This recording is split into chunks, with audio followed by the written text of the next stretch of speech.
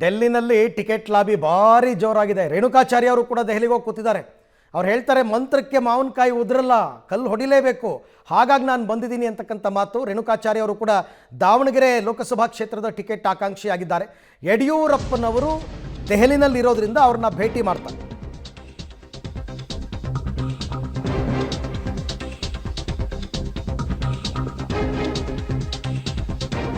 ನವದೆಹಲಿಯಲ್ಲಿ ಇರ್ತಕ್ಕಂಥ ಮಾಜಿ ಸಚಿವ ರೇಣುಕಾಚಾರ್ಯ ಅವರು ಹೇಳಿರೋದು, ದಾವಣಗೆರೆಯಿಂದ ಟಿಕೆಟ್ಗೋಸ್ಕರ ಗಂಭೀರ ಪ್ರಯತ್ನ ಮಾಡ್ತಾ ಇದ್ದೀನಿ, ಮಂತ್ರಕ್ಕೆ ಮಾವಿನಕಾಯಿ ಉದ್ರಲ್ಲ, ದಾವಣಗೆರೆನಲ್ಲಿ ಕೂತ್ಕೊಂಡು ಟಿಕೆಟ್ ಸಿಗುತ್ತೆ ಅಂದ್ರೆ ಆಗಲ್ಲ, ಹಾಗಾಗಿ ಕಲ್ಲೆಸಿಬೇಕಾಗಿದೆ, ಇಲ್ಲಿಗೆ ಬಂದಿದ್ದೀನಿ. ಅಂತಿಮವಾಗಿ ಹೈಕಮಾಂಡ್ ಯಾರಿಗೇ ಟಿಕೆಟ್ ಕೊಟ್ಟರು ಕೂಡ ನಾವು ಕೆಲಸ ಮಾಡ್ತೀವಿ, BSY ಸೇರಿ ಹಲವು ನಾಯಕರನ್ನ ಭೇಟಿ ಮಾಡ್ತೀವಿ ಅಂತ ರೇಣುಕಾಚಾರ್ಯ ಅವರು ಹೇಳಿದ್ದಾರೆ. ಬಂದಂಥ ಸಂದರ್ಭ ಸಹಜವಾಗಿ ನಮ್ಮ ವರಿಷ್ಠರು ಯಾರು ಸಿಗ್ತಾರೋ ಅವ್ರ ಸೌಜನ್ಯದ ಭೇಟಿ ಮಾಡ್ತೀವಿ.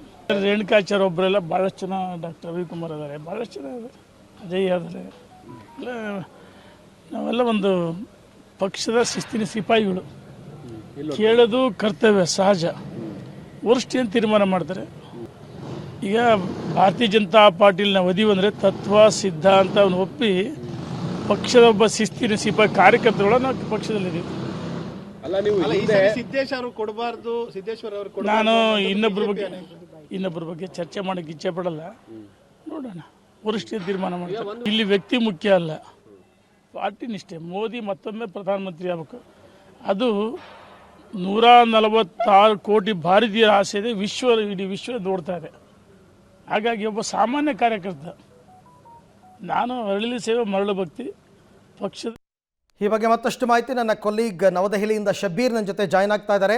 ಶಬೀರ್, ರಾಜ್ಯ ರಾಜಕಾರಣ ಈಗ ದೆಹಲಿಗೆ ಶಿಫ್ಟ್ ಆದಂಗೆ ಕಂಡು ಬರ್ತಾ ಇದೆ. ಟಿಕೆಟ್ಗಾಗಿ ಲಾಬಿ ಜೋರಾಗಿದೆ, ಮೀಟಿಂಗ್ಗಳ ಮೇಲೆ ಮೀಟಿಂಗ್ ನಡೀತಾ ಇದೆ. ಯಾವಾಗ ಪಟ್ಟಿ ಬಿಡುಗಡೆ ಆಗ್ಬೋದು, ಏನು ಪಾಲಿಟಿಕ್ಸ್ ಇವಾಗ ಸದ್ಯಕ್ಕೆ ದೆಹಲಿಯಲ್ಲಿ? ಅರವಿಂದ್, ನೋಡಿ, ಇವತ್ತು 5 ಗಂಟೆಗೆ ಬಿಜೆಪಿಯ ಕೇಂದ್ರ ಕಚೇರಿಯಲ್ಲಿ ಒಂದು ಮಹತ್ವದ ಮೀಟಿಂಗ್ ನಡೆಯುತ್ತೆ. ರಾಜ್ಯ ಕೋರ್ ಕಮಿಟಿ ಸದಸ್ಯರೆಲ್ಲರೂ ಕೂಡ ಈ ಒಂದು ಸಭೆಯಲ್ಲಿ ಭಾಗಿಯಾಗ್ತಿದ್ದಾರೆ.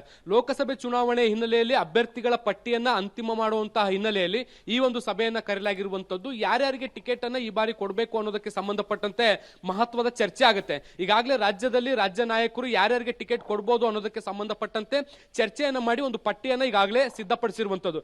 ಈ ಪಟ್ಟಿಯೊಂದಿಗೆ ಇವತ್ತು ದೆಹಲಿಗೆ ಎಲ್ಲ ನಾಯಕರು ಕೂಡ ಬಂದಿದ್ದಾರೆ. ಮಾಜಿ ಸಿಎಂ BS ಯಡಿಯೂರಪ್ಪ ಅವರಾಗಿರ್ಬೋದು, ವಿರೋಧ ಪಕ್ಷದ ನಾಯಕ R ಅಶೋಕ್ ಆಗಿರ್ಬೋದು, ಬಿಜೆಪಿಯ ರಾಜ್ಯಾಧ್ಯಕ್ಷ ವಿಜಯೇಂದ್ರ ಆಗಿರ್ಬೋದು, ಹೀಗೆ ಬೇರೆ ಬೇರೆ ನಾಯಕರು ಎಲ್ಲರೂ ಕೂಡ ಈಗ ದೆಹಲಿಗೆ ಬಂದಿರುವಂತದ್ದು. ಸಂಜೆ 5 ಗಂಟೆಯ ಸಭೆಯಲ್ಲಿ ಅವರು ಭಾಗಿಯಾಗಿ ವರಿಷ್ಠರ ಜೊತೆಗೆ, ಅಂದ್ರೆ ಬಿಜೆಪಿಯ ರಾಷ್ಟ್ರೀಯ ಅಧ್ಯಕ್ಷ JP ನಡ್ಡಾ ಅವರ ಜೊತೆಗೆ ಚರ್ಚೆಯನ್ನ ಕೂಡ ಮಾಡ್ತಾರೆ.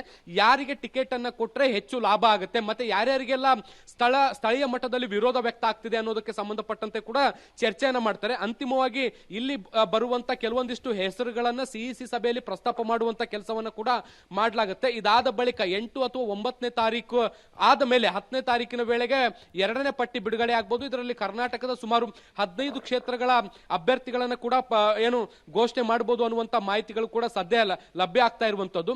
ಇವತ್ತು ಮುಖ್ಯವಾಗಿ ಕೋರ್ ಕಮಿಟಿ ಸಭೆ ಇರುವಂತಹ ಹಿನ್ನೆಲೆಯಲ್ಲಿ ಪ್ರಮುಖ ನಾಯಕರೆಲ್ಲರೂ ಕೂಡ ಬಂದು ಇಲ್ಲಿ ವರಿಷ್ಠರನ್ನ ಮತ್ತೆ ರಾಜ್ಯ ನಾಯಕರನ್ನ ಭೇಟಿಯಾಗುವಂತ ಕೆಲಸವನ್ನ ಮಾಡ್ತಿದ್ದಾರೆ. ಮುಖ್ಯವಾಗಿ ಭಗವಂತ ಖೂಬಾ ಅವರು ಕೂಡ BS ಯಡಿಯೂರಪ್ಪ ಅವರನ್ನ ಭೇಟಿಯಾಗಿದ್ದಾರೆ. ಯಾಕಂದ್ರೆ ಅವರು ಕೇಂದ್ರ ಸಚಿವರಾಗಿದ್ರು ಕೂಡ ಸ್ಥಳೀಯ ಮಟ್ಟದಲ್ಲಿ ಶಾಸಕರ ವಿರೋಧವನ್ನ ಎದುರಿಸ್ತಿದ್ದಾರೆ. ಹೀಗಾಗಿ ಅವ್ರಿಗೆ ಟಿಕೆಟ್ ಕೈತಪ್ಪಬಹುದು ಅನ್ನುವಂತ ಮಾತುಗಳು ಕೂಡ ಕೇಳಿ ಬರ್ತಾ ಇದ್ವು. ಹೀಗಾಗಿ ಯಡಿಯೂರಪ್ಪ ಅವರನ್ನ ಭೇಟಿಯಾಗಿ ಅವರನ್ನ ಮನವರಿಕೆ ಮಾಡಿಕೊಡುವಂತ ಪ್ರಯತ್ನವನ್ನ ಕೂಡ ಮಾಡ್ತಾ ಇದ್ದಾರೆ.